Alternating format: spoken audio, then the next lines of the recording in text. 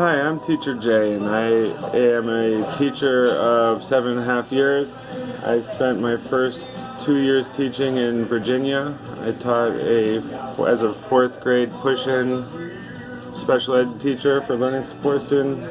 The second year I was a first grade teacher, the general ed teacher teaching an inclusive classroom. After that I moved back to Pennsylvania and I spent a year teaching at a charter school in an all-boys classroom for second graders. From there I got hired by the public school system and spent a year as a sixth grade push-in learning support teacher. And then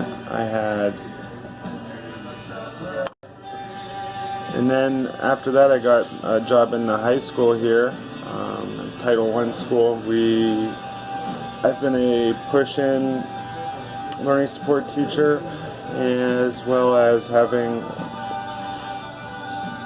my own learning support self-contained classrooms for language arts for grades 10, 11, and 12. Hi, I am Teacher A. I am a high school special education teacher in the state of Pennsylvania. I have been within the special education setting for my entire career. Throughout my career, I've taught a couple different content areas. Most of it has been focused in grades 9 through 12, where I've taught 9, 10, 11, and 12th grade English, as well as 9 through 12 history classes.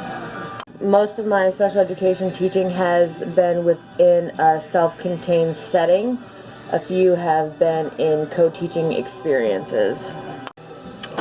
So, we're here today at our local McDonald's having a conversation about the differences. Well, first we're going to explain teacher demoralization and teacher burnout, and then we'll talk a little bit about the differences between them, as well as maybe touch on some preventative strategies for educators.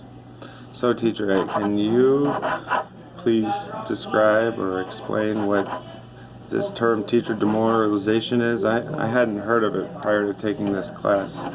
Yeah, neither have I, but if you do some of the basic skills that we learn in school and you break down the word, anything that starts with D in the front usually is not a good start.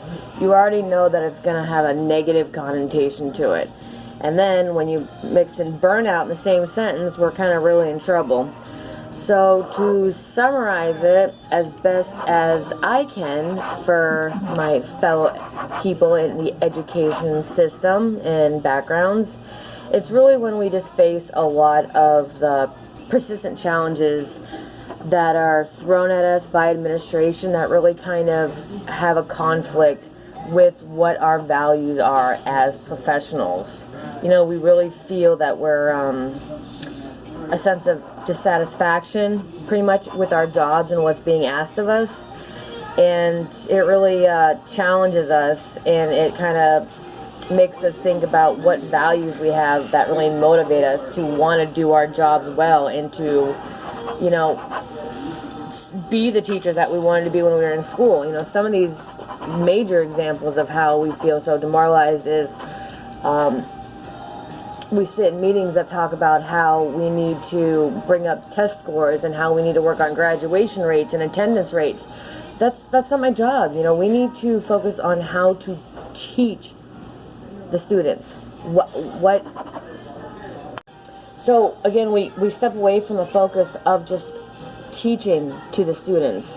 Instead of just being able to make great lessons to get our content and our curriculum across, in the back of my mind, I have to think about, okay, is this kid going to pass this test, which will then spiral into, will they pass the class? And then when they pass the class, will they graduate? Graduation rates shouldn't be on my mind. It's unfortunate that we have to almost be nonchalantly forced into teaching to the test, and that it's just focused on academic achievement and not what they're actually achieving academically. Okay, so Teacher J, I hope I made some clarifications for you on what demoralization is. Is there any way that you could maybe talk to us a little bit about what teacher burnout is? Well, I'll do my best.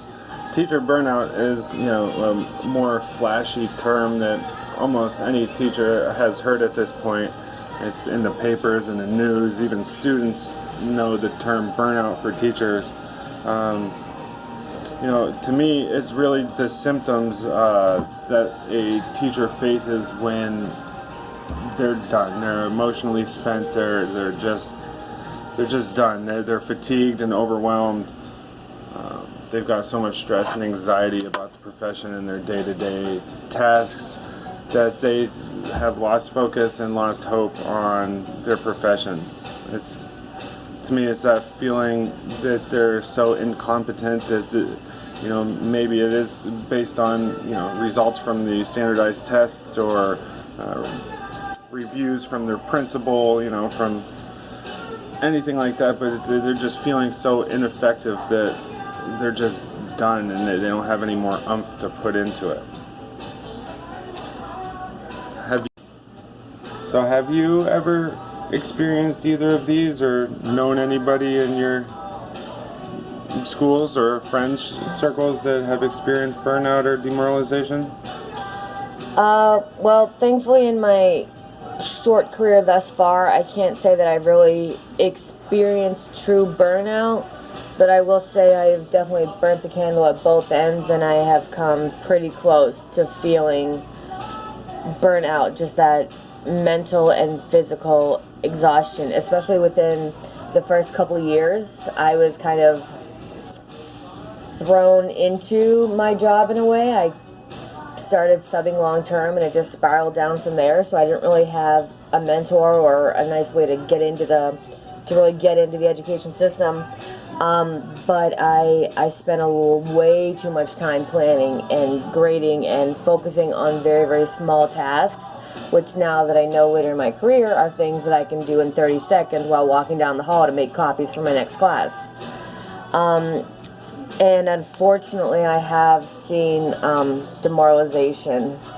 And I've seen other teachers as well with the burnout. I mean, I've known people who were in their 50s, which isn't quite retirement age yet, who leave the profession because they cannot wake up another day and do what is asked of them. We're supposed to have all these different